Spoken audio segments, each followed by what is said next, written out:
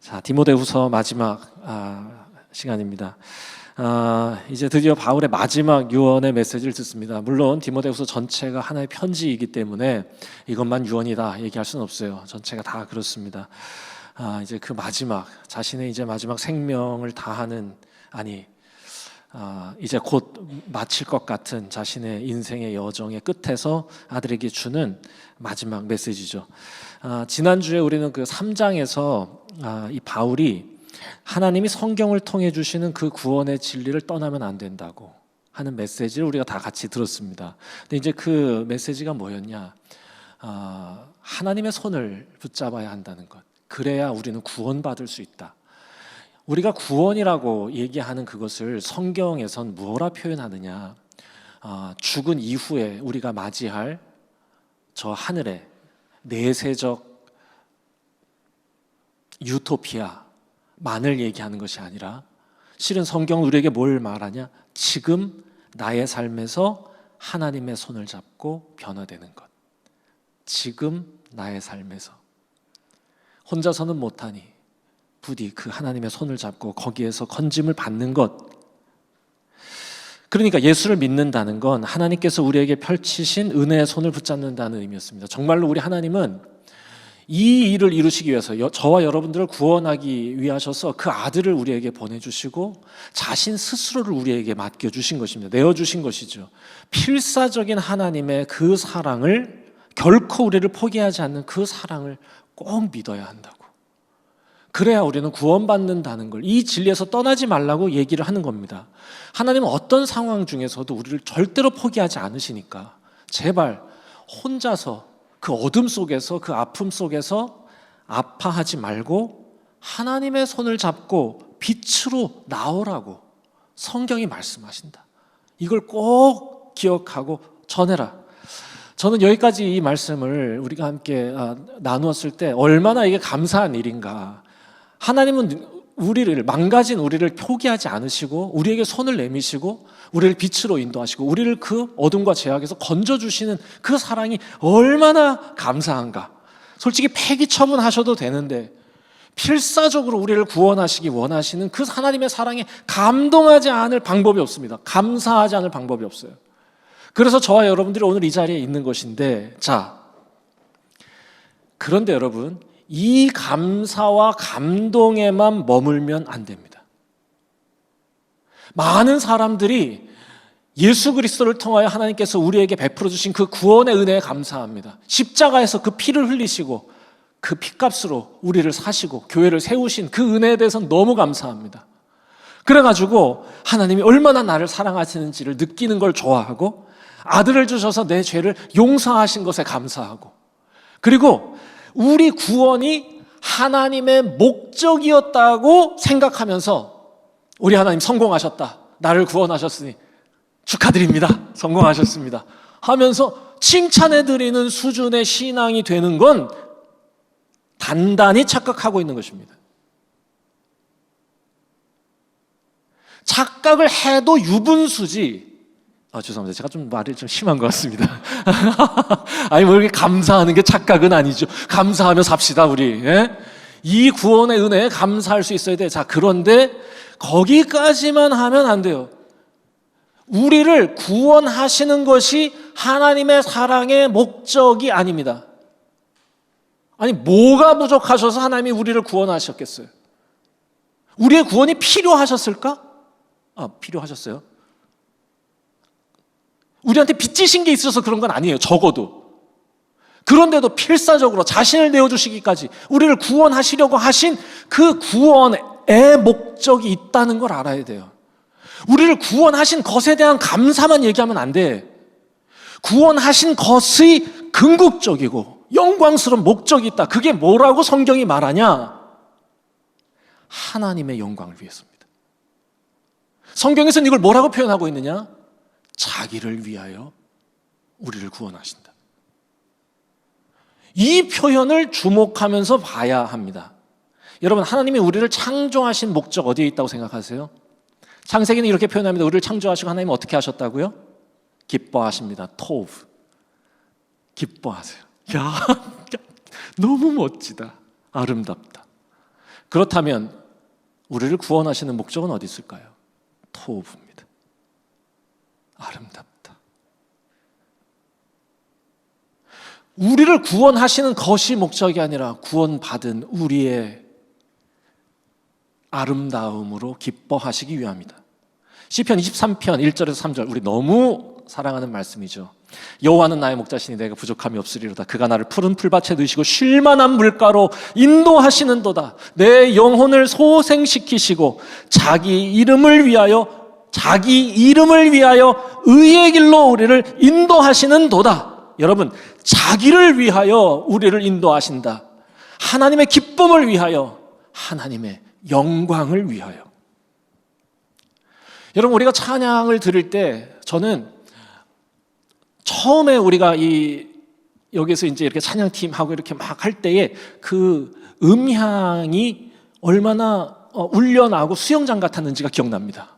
그래서 첫날 매우 충격을 받았습니다. 그래서 이거를 우리 지금 음향을 보고 계시는 우리 이보영 간사님께 이걸 어떻게든 해결해 달라고 부탁을 했는데요. 최근에 소리가 완전히 달라지고 모르세요? 그렇지. 저는 너무 감사하다고 매주 인사를 합니다. 이 아름다운 예배당에 이 아름다운 찬양의 음향이 탁 찰 때 감탄이 절로 나와요. 제가 이 음향의 사운드에 감탄하는 것이 이보영 간사의 영광입니다. 제가 감탄하는 모습에 누가 가장 기뻐요? 이보영 간사가 기쁘죠. 모차르트 음악 아시죠? 빰빠바바바바바바바바바바바 아름답습니다. 이 음악을 들으면 언제든 마음이 가벼워지고 마음이 평안을 얻습니다. 자, 좋다 라고 그 음악을 딱 내가 느낄 때 그 음악이라고 하는 그 작품은 모차르트의 영광이죠. 오늘 여러분들은 다 추수감사 봉투를 받으셨어요. 아름답죠? 아, 이거 참 아름답다. 그 봉투를 만든 송민의 목사님 박하나 자매의 영광입니다.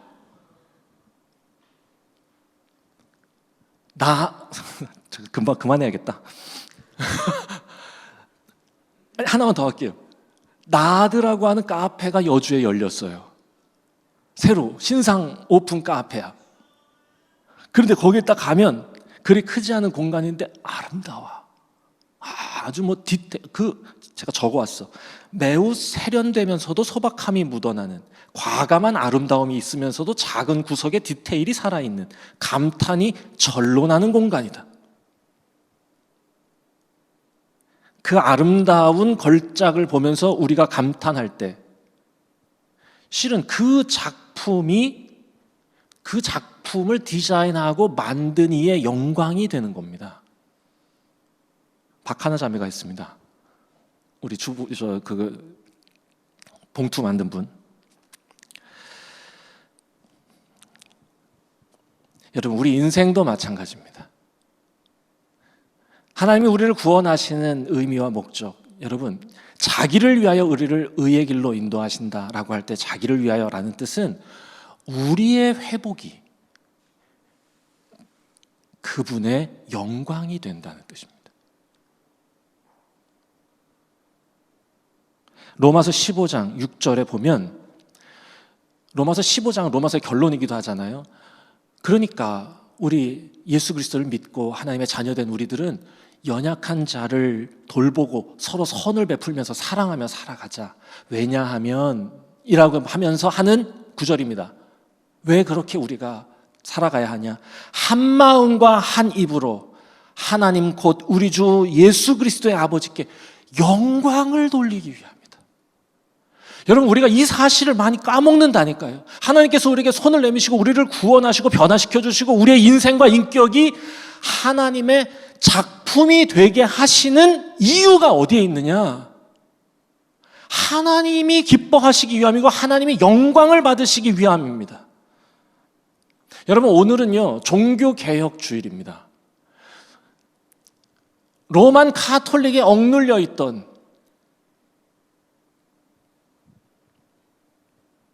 말씀의 권위, 본질적 신앙이 그 딱딱하고 굳어진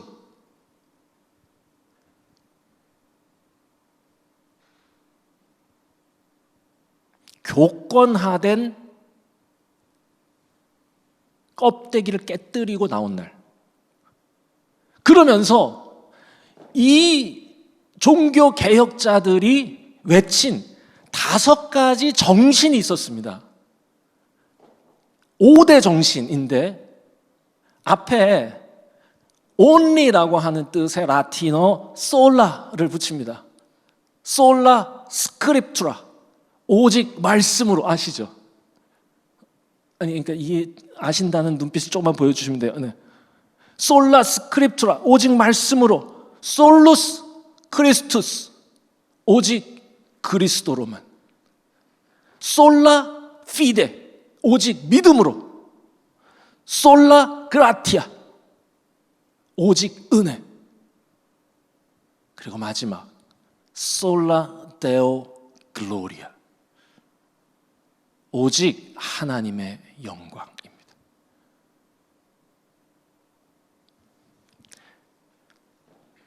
사람들이 4대 정신까지는 다 아는데 마지막을 잊을 때가 많아요. 솔라 데오 글로리아, 오직 하나님께 영광. 죄에서 구원받아서 영원을 생명을 얻었다는 것만 기뻐하고 노래하면 안 됩니다. 오직 성경, 오직 믿음, 오직 은혜, 오직 그리스도의 목적은 오직 하나님께 영광입니다.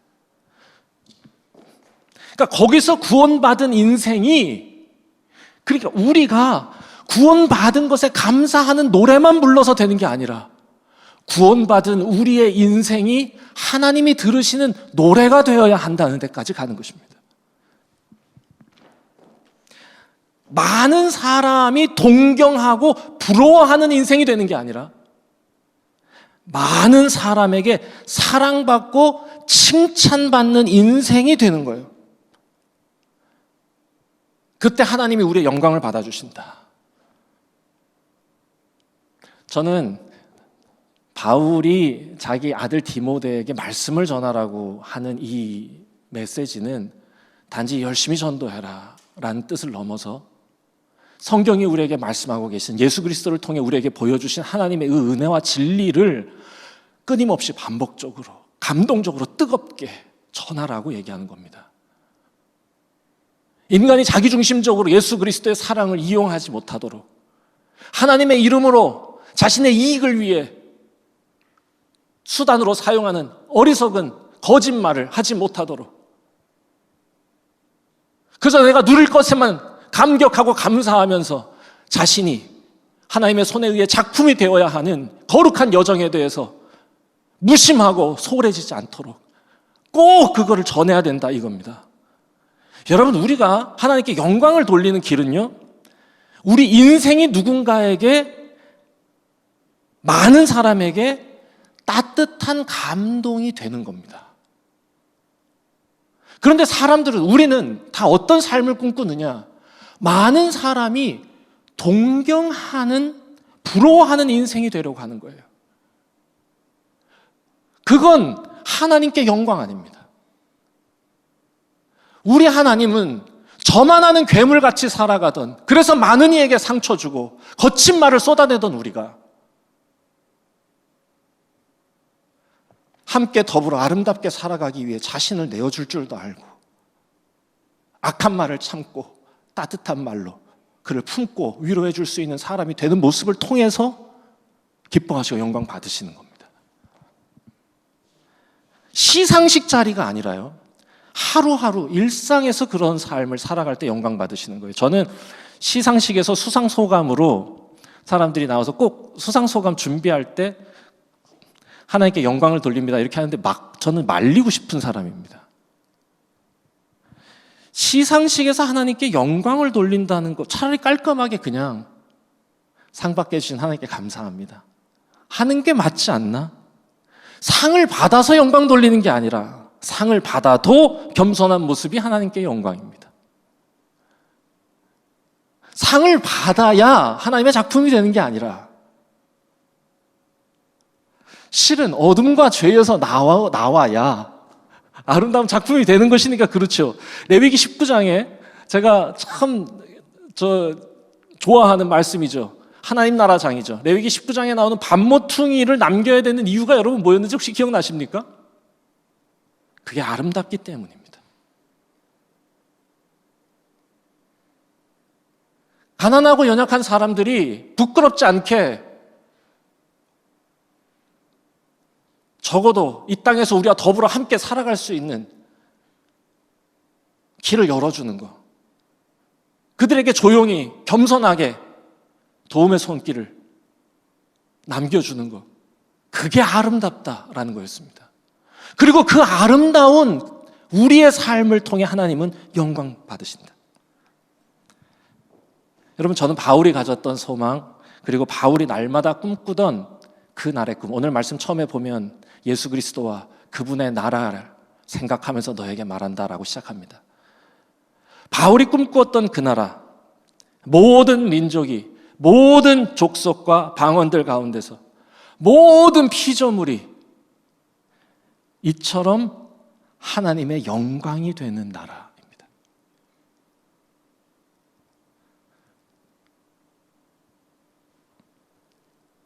그러니까 모든 족속이 노래한다는 건 모든 족속이 대합창단을 구성해서 노래를 하는 것을 넘어서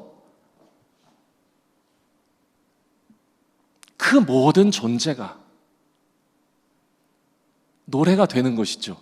그러니 저는 우리가 함께 섬기고 있는 이 아름다운 교회가 어떻게 세워져 가야 하고 이 교회는 어떤 모습이어야 하냐, 한마디로 말하라 하면 오직 하나님께 영광을 돌리는 공동체. 그건 함께 모여 예배의 시간을 지키는 공동체라는 의미를 뛰어넘어서 모두가 이 아름다움을 가진 하나님의 작품이 되는 공동체라는 뜻입니다. 누구도 이 여정에서 소홀히 할 수 없고 누구도 포기할 수 없어서 늘 돌보고 격려하고 기도해주는, 손잡아주는,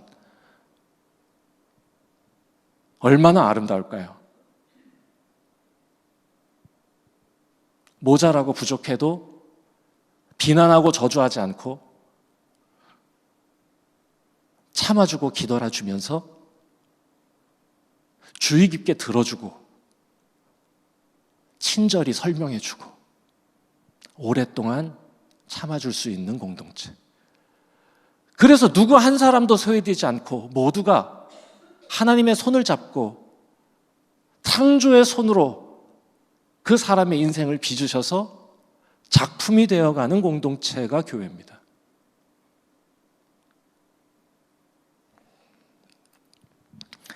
그래서 그 아들 디모데에게 마지막으로 이렇게 신신당부하는 것입니다. 너는 그 날이 이르기까지 이 말씀 전하는 일을 멈추지 말라는 겁니다. 오늘 말씀을 다시 한번 읽어보겠습니다. 디모데후서 4장 1절 2절입니다. 하나님 앞과 살아있는 자와 죽은 자를 심판하실 그리스도 예수 앞에 그가 나타나실 것과 그의 나라를 두고 엄히 명하노니 너는 말씀을 전파하라.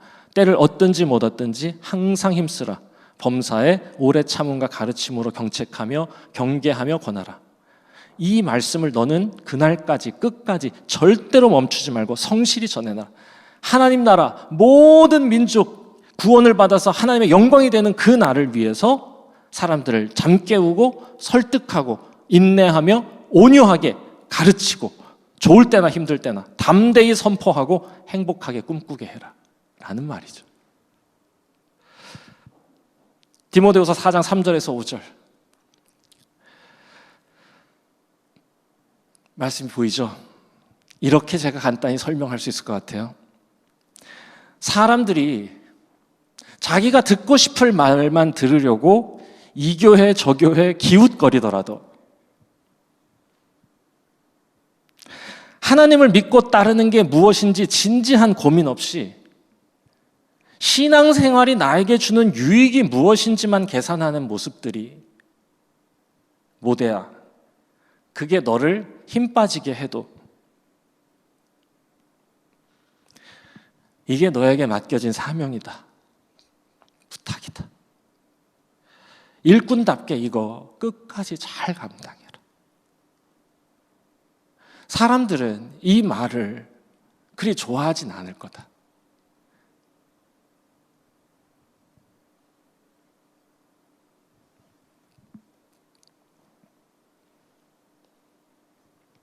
사람들은 자기의 욕망을 지지해 주는 말을 좋아하죠. 듣고 싶은 말 듣고 싶어 하죠. 있는 모습 그대로 하나님은 너를 받아주신다는 위로의 말을 좋아하죠.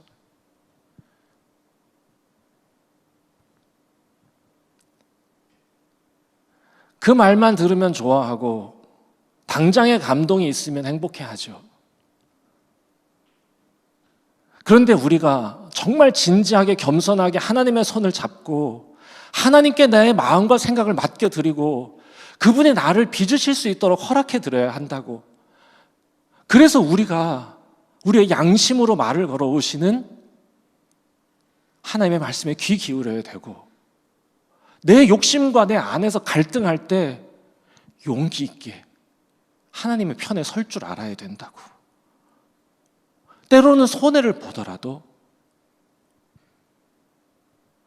마주할 수 있어야 되고, 그렇게 우리의 삶이 아름다운 하나님의 작품이 되어야 하는 거라고. 그러니 절대로 하나님의 은혜 안에서 떠나지 말라고. 하나님의 은혜를 더욱 구하라고. 자, 여기서 얘기하는 여러분 하나님의 은혜는요, 부족하고 모자란 나의 허물을 벗겨주시고 때 묻은 내 몸을 씻어주시는 은혜예요. 전부 다. 근데 사람들이 듣기 좋아하는 은혜는 뭔지 아세요? 내 마음에 위로를 주고 내 삶을 풍요롭게 만들고 내 삶의 기쁨을, 우리 가정에 화목을 주시는 은혜입니다. 맞아요. 그것도 은혜입니다. 우리 하나님은 능히 그렇게 하실 수 있고요. 우리에게 그것이 필요하시면 우리보다 우리의 필요를 더 잘하셔서 우리에게 그걸 채워줄 수 있어요.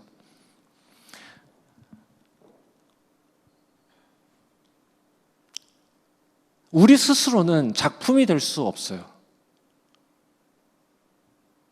근데 우리가 할 수 있는 일이 있는데, 우리 스스로 우리를 작품으로 만들어 가시는 하나님의 은혜를 거부하는 것입니다. 우리가 이쪽에만 기울어 있으면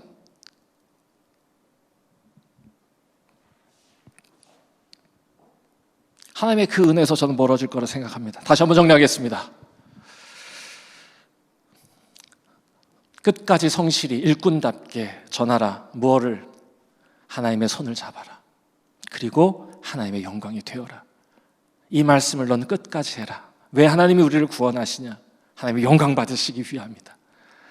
하나님이 우리를 창조하실 때 우리를 기뻐하셨던 그 기쁨, 우리의 회복을 통해 하나님이 다시 얻기 원하신다는 것을 가르치는 겁니다.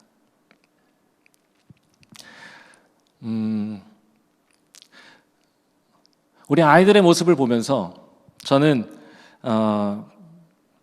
아이들이 태어나고 자라고 성숙해지는 모습이 마치 인류의 창조와 타락과 구원의 과정을 보는 것 같다라는 생각을 하게 되었습니다.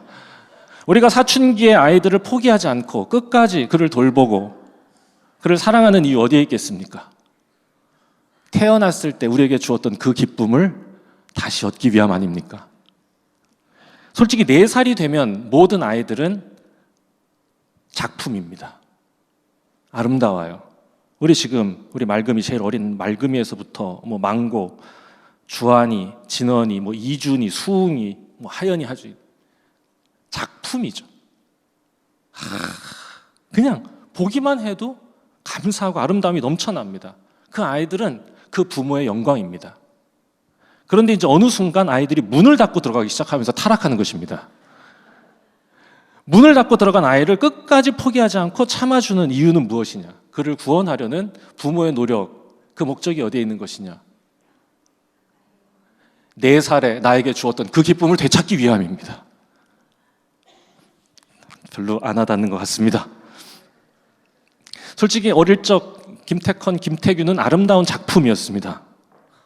그만해야겠다. 안 되겠습니다. 이게 별로 적절하지 않은 예 같아서 여기까지 하겠습니다. 지금 아름다움으로 가고 있는 과정에 있어요, 지금. 네, 맞습니다. 이 얘기를 하는 겁니다. 하나님은 우리를 그렇게 기다리고 계신다는 걸 꼭 전해라. 그리고 마지막으로 이렇게 전합니다. 마지막 디모데후서 4장 6절에서 8절인데요. 이 말씀에 대한 메시지 성경의 번역이 참 좋습니다. 제가 그 말씀을 읽어드리겠습니다. 혹시 화면이 준비됐는지 모르겠습니다. 네. 전제와 같이 내가 벌써 부어지고 라는 부분을 이렇게 번역합니다. 그대가 이어받으십시오. 나의 죽을 날이 가까웠고 나의 생명은 하나님의 제단에 제물로 드려졌습니다. 이것은 참으로 달려볼 가치가 있는 유일한 경주입니다. 나는 열심히 달려서 이제 막 결승점에 이르렀고 그 길에서 믿음을 지켰습니다. 이제 남은 것은 환호소리, 하나님의 박수갈칠 뿐입니다. 그걸 믿으십시오. 하나님은 공정한 재판장이십니다. 그분께서 나뿐 아니라 그분의 오심을 간절히 기다리는 모든 이들에게도 다 그렇게 공정하게 대해 주실 것입니다. 참으로 달려볼 가치가 있는 유일한 경주입니다.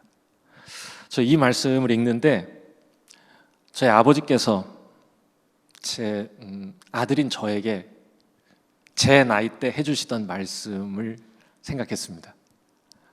그게 꼭 제 나이 때예요. 저희 아버지랑 저랑 30살 차이 나거든요. 저랑 김태컨이랑 30살 차이 납니다. 첫째 아들이요. 제 나이 때 그 말씀을 해주셨다고 하니 다시 새삼 새로워졌는데, 대학 진학을 위해서 원서를 쓰던 날 저희 아버지께서 저에게 해주시던 말씀이 꼭 이와 같았습니다. 아빠가 참 부족하고 모자라지만 내가 너한테 보여줄 수 있는 가장 가치 있는 길이다. 아빠가 걸어온 길 이제 우리가 다 같이 걸어가면 좋겠다. 이제 생각하니까 참 가슴 찡하고요. 내가 내 나이에 내가 김태권에게 이렇게 말해주고 싶다. 이 길을 끝까지 같이 달려보자고.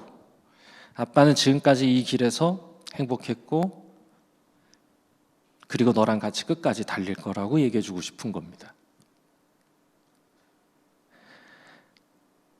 어거스틴의 어머니 모니카가 죽던 날,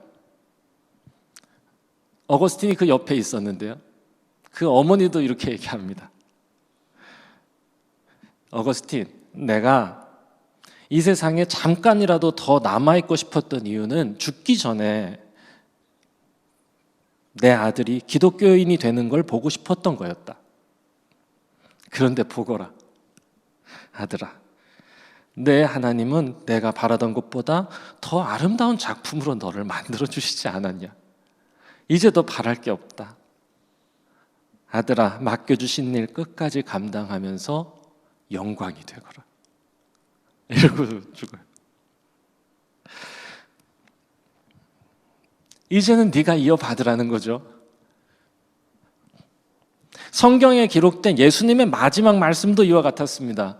부활하신 예수님이 베드로에게 찾아오셔서 너나 사랑해 라고 하시면서, 만약 네가 나를 사랑한다면 내 양을 돌보고 내 양을 먹이는 일을 감당해 줘라. 내가 선한 목자로서 너희를 돌보던 그 일을 이제는 네가 이어받아라.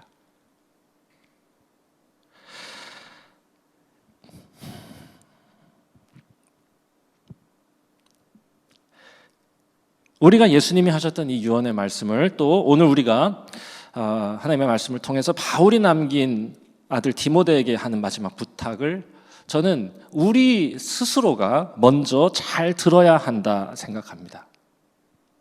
우리가 먼저 이 말을 잘 듣는, 이 거룩한 사명을 이어가는 그 도구가 되는 것이죠. 그리고 나아가 이런 소망도 갖게 됩니다.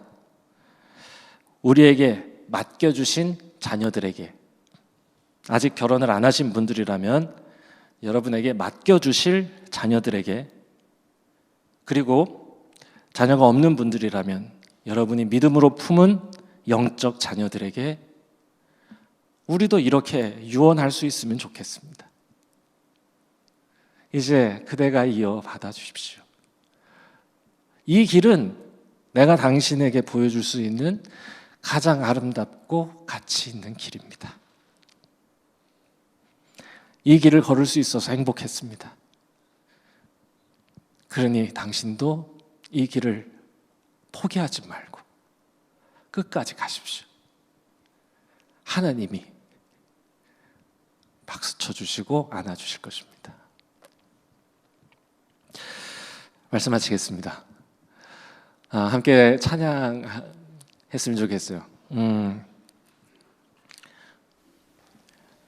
저는 하나님께 영광을 돌린다고 하는 것, 그것이 아름다운 찬양, 아름다운 노래, 아름다운 고백에 담겨 있는 것이라고 생각할 때도 있었습니다. 그런데 오늘 말씀을 준비하면서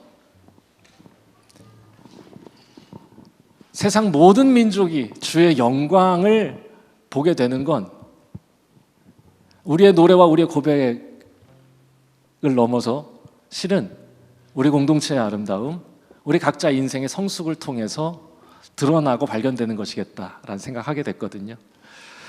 그래서 우리 자신이 하나님의 영광이기를, 그리고 우리를 통해 하나님의 영광이 드러나길, 이 마음으로 이 찬양 함께 부르고 기도하겠습니다.